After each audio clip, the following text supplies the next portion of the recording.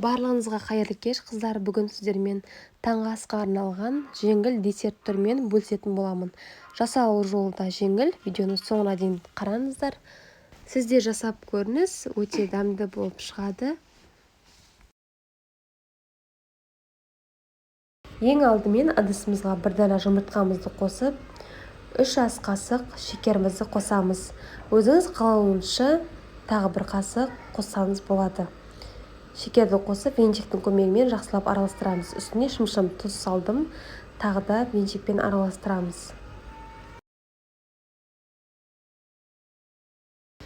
Енді үстіне жылы сүтімізді құямыз.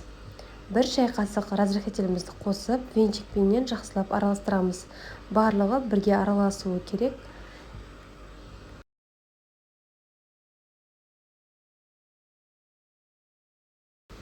Алдын ала електен өткізіп қойған ұнымызды 3-4 бөлікке қосып, осылай араластырып отырамыз.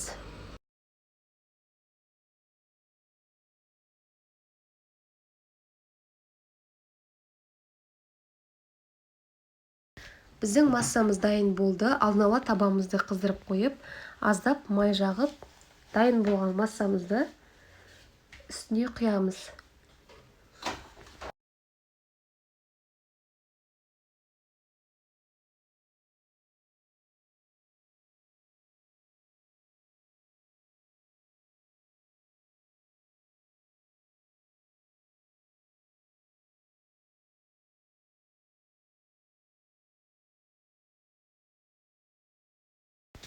Бетіне осындай тесік-тесік болып көпіршіктер шыққан кезде бір жақ беті пісті деген сөз. Енді келесі бетіне аударамыз.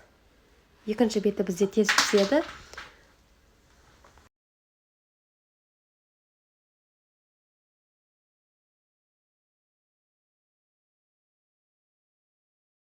Екі жағын осылай бірдей қылып пісіріп аламыз. Дайын болғаннан кейін осылай шоколадпенен сәндесеңіздер болады.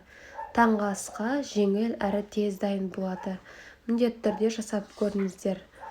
Сізге жасау жолы ұнаса, лайк басып, менің каналыма тіркелуді ұмытпаңыздар.